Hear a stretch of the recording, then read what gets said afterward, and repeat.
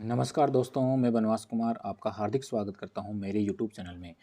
तो दोस्तों, mission success mind 2.0 में आपका हार्दिक स्वागत है। तो दोस्तों, पिछले वीडियो में अपन ने चर्चा की थी कि महाराणा प्रताप का जीवन परिचय, यानी कि महाराणा प्रताप का जन्म कहाँ हुआ था, जन्म डेट क्या थी और उसका देहांत कब हुआ था और उसका राज्याभिषेक कब हुआ था और राज्याभिषेक उसका 2 बार हुआ था, वो कब कब हुआ था और उसकी माता का नाम और पिता का नाम क्या था। जी हाँ दोस्तों, तो आज का वीडियो और भी खास होने वाला है क्योंकि आज का जो वीडियो है वो महाराणा प्रताप और अकबर को लेकर आज का वीडियो है। तो जी हाँ दोस्तों, अकबर भी एक ग्रेट सम्राट था और महाराणा प्रताप भी वीर शिरोमणि थे भारतीय इतिहास में और राजस्थान के इतिहास में। तो दोस्तों, महाराणा प्रताप और अकबर के बारे में जो फैक्ट हैं इतिहास में और इतिहास के पन्नों में बहुत ही गजब की महत्ता रखते हैं महाराणा प्रताप और अकबर के जो फैक्ट है, महत्वपूर्ण तथ्य हैं वो सब। तो दोस्तों, अकबर और महाराणा प्रताप के फैक्ट हैं, महत्वपूर्ण जो तथ्य हैं, जो इतिहास के पन्नों में अपनी अहम भूमिका निभाते हैं, उन्हीं तथ्यों के बारे में आज इस वीडियो में अपन डिटेल से चर्चा करेंगे। तो जी हाँ दोस्तों, बिना किसी टाइम वेस्ट किए हुए चलते हैं अपने टॉपिक के ऊपर। जी हाँ दोस्तों, अगर मेरा वीडियो ज़रा सा भी अगर आपको अच्छा लगे तो इसको लाइक करना, सब्सक्राइब करना और चैनल को सब्सक्राइब करना और कमेंट करना। जी हाँ दोस्तों, चलते हैं महाराणा प्रताप और अकबर के बारे में। अकबर ने 1500 यानी कि अकबर ने 1567 और 68 ईस्वी में महाराणा उदय सिंह के काल में क्या किया था, मेवाड़ पर आक्रमण किया था। जी हाँ दोस्तों, अकबर ने 1567 और 68 ईस्वी में उदय सिंह के काल में मेवाड़ पर आक्रमण किया था और मेवाड़ पर आक्रमण करने के बाद चित्तौड़ दुर्ग को जीत लिया था। जी हाँ दोस्तों, यानी कि चित्तौड़गढ़ दुर्ग को जीत लिया था। उसके बाद में क्या करता है कि 1572 ईस्वी में महाराणा प्रताप मेवाड़ के शासक बनते हैं, यानी कि 1567-68 में तो महाराणा प्रताप यानी कि महाराणा उदय सिंह के काल में मेवाड़ पर अधिकार कर लेता है। कौन? चित्तौड़गढ़ दुर्ग को जीतकर। कौन? अकबर। लेकिन 1572 ईस्वी को महाराणा प्रताप का राज्याभिषेक होता है और राज्याभिषेक होने के बाद में महाराणा प्रताप क्या बनते हैं? मेवाड़ के शासक बनते हैं। इसके बाद में देखते हैं कि अकबर ने महाराणा प्रताप को अपने अधीन करने के लिए 4 व्यक्तियों का मेवाड़ शिष्टमंडल भेजा था। बहुत ही गजब का तथ्य है और बहुत ही गजब का ये फैक्ट है और ये कई बार एग्जाम्स में पूछे भी जा चुका है कि अकबर ने महाराणा प्रताप को अपने अधीन करने के लिए या समझौता करने के लिए 4 व्यक्तियों को ये 4 बार भेजता है, एक एक करके। तो मेवाड़ जो शिष्टमंडल भेजता है उसमें जो 4 व्यक्ति कौन थे और वो कब कब गए थे? क्या अकबर की अधीनता स्वीकार की महाराणा प्रताप ने? क्या अकबर से महाराणा प्रताप ने समझौता किया? क्या अकबर के जो चारों व्यक्ति है शिष्टमंडल में गए थे उन्होंने महाराणा प्रताप को राजी कर लिया अकबर की अधीनता स्वीकार करने के लिए? इन्हीं सब तथ्यों के बारे में आगे डिटेल से अपन देखते हैं। तो जी हाँ दोस्तों, आगे देखते हैं।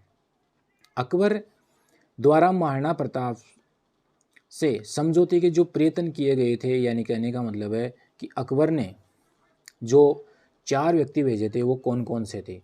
सम्राट अकबर की पहल पर 1572 और 73 ईस्वी में महाराणा प्रताप से समझौते के 4 प्रयत्न हुए थे, यानी कि 4 बार अकबर ने प्रयत्न किए थे, कोशिशें की थी, अपने व्यक्तियों को भेजा था कि कैसे भी करके साम दाम दंड भेद कैसे भी नीति अपना के महाराणा प्रताप को अपने अधीन कर लें, वो राजी कर लें कि वो अकबर से समझौता कर ले और मेवाड़ को उसके अधीन कर दे। लेकिन दोस्तों, महाराणा प्रताप मानने वाले नहीं थे, तभी तो वो वीर शिरोमणि कहलाते हैं। तो जी हाँ दोस्तों, अकबर की अधीनता महाराणा प्रताप ने क्या स्वीकार की या नहीं की? वो 4 व्यक्ति कौन कौन से थे जो सफल हुए या असफल हुए, इनके बारे में देखते हैं। तो दोस्तों, पहला जो व्यक्ति था, प्रथम प्रयास था, वो था जलाल खां कोरची। तो जी हाँ दोस्तों, अकबर ने प्रथम बार भेजा था जलाल खां कोरची को। कब भेजा था? नवंबर 1572 ईस्वी को। जी हाँ दोस्तों, लेकिन जलाल खां कोरची भी इस समझौते में असफल हो गया। जी हाँ दोस्तों, यानी कि महाराणा प्रताप को राजी नहीं कर सका अधीनता स्वीकार करने के लिए। नेक्स्ट, यानी कि सेकंड बार, दूसरी बार जो भेजा गया था अकबर के द्वारा, जो व्यक्ति भेजे गए थे वो था कौन? मिर्जा राजा मान सिंह। और कब भेजा गया था? जून 1573 ईस्वी को। लेकिन जी हाँ दोस्तों, अकबर का जो मिर्ज़ा राजा मान सिंह था ये भी अधीनता स्वीकार करने में असफल हुए। तो दोस्तों तीसरे नंबर पर जो व्यक्ति गए थे वो गए थे राजा भगवंत दास सितंबर 1573 ईस्वी में। लेकिन दोस्तों महाराणा प्रताप कहाँ मानने वाले थे। तो महाराणा प्रताप ने इनके कहने पर भी यानी कि अधीनता स्वीकार नहीं की अकबर की, और समझौता करने पर वो राजी नहीं हुए। तो दोस्तों अगला जो व्यक्ति था फोर्थ टाइम में यानी कि चौथी बार जो व्यक्ति भेजा गया था अकबर के द्वारा महाराणा प्रताप को समझाने के लिए, वो कौन थे? राजा टोडरमल थे। और कब भेजे गए थे? दिसंबर 1573 ईस्वी में। जी हाँ दोस्तों, दिसंबर 1573 ईस्वी में राजा टोडरमल को भेजता है अकबर कि महाराणा प्रताप को जाकर यानी कि वो कैसे भी राजी करें और समझौता करें और अपनी यानी कि अकबर की अधीनता स्वीकार करें। लेकिन दोस्तों राजा टोडरमल भी उस प्रयास में असफल होकर ही वापस लौटते हैं। यानी कि चारों बार 4 प्रयत्न किए, 4 बार यत्न किया, प्रयत्न किया, साम दाम दंड भेद की नीति अपनाई, लेकिन असफल प्रयास हुए।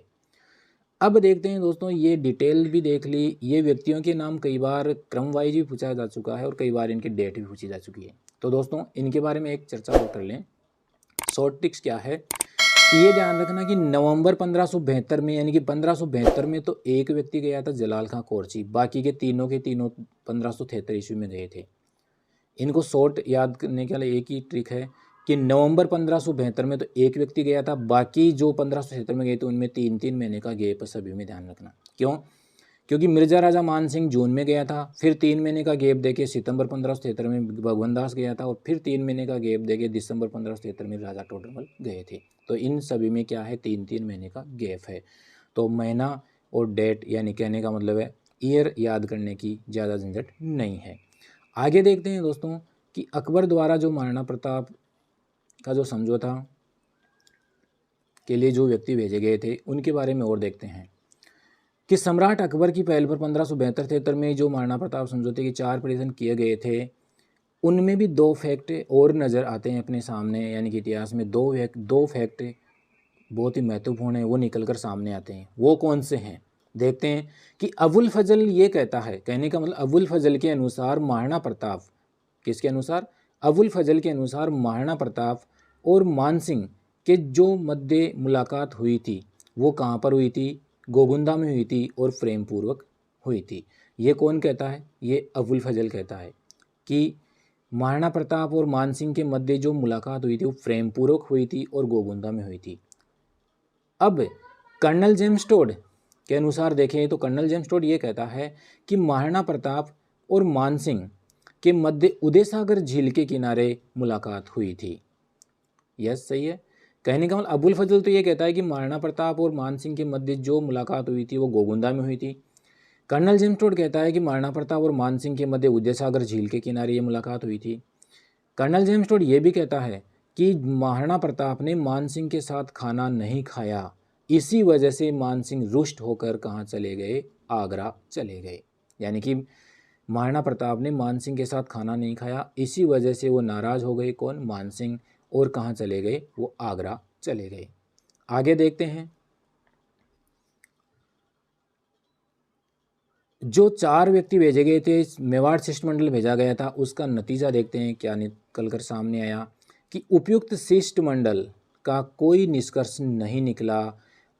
तब अकबर ने महाराणा प्रताप के विरुद्ध सैनिक अभियान की योजना बनाई। जी हाँ दोस्तों, बहुत ही गजब का फैक्ट है और बहुत ही गजब का पॉइंट है कि जो भी 4 शिष्टमंडल भेजे गए थे, 4 बार 4 व्यक्तियों को भेजा गया था, उसका कोई भी निष्कर्ष नहीं निकला। कहने का मतलब है महाराणा प्रताप को राजी नहीं करवा सके चारों के चार तो अकबर की अधीनता स्वीकार करवाने के लिए। तब जाकर अकबर ने महाराणा प्रताप के विरुद्ध सैनिक अभियान की योजना बनाई। और जो सैनिक अभियान की अपन बात करेंगे नेक्स्ट वीडियो में, वो इतिहास के पन्नों में बहुत ही गजब की अपनी महत्ता निभाता है, बहुत ही अहम भूमिका निभाता है और इतिहास के पन्नों में उनकी बहुत ही चर्चा है, बहुत ही महत्वता है। और मैं आपको हिंट दे देता हूँ कि जो अकबर ने महाराणा प्रताप के विरुद्ध जो सैनिक अभियान बनाया था और सैनिक अभियान था वो था हल्दी घाटी का युद्ध। जी हाँ दोस्तों, हल्दी घाटी का युद्ध बहुत ही गजब का पॉइंट है। उस पॉइंट के बारे में अपन डिटेल से देखेंगे अगले वीडियो में, क्योंकि हल्दी घाटी का युद्ध कोई छोटा मोटा युद्ध नहीं है, उसके बहुत ही गजब के फैक्ट हैं।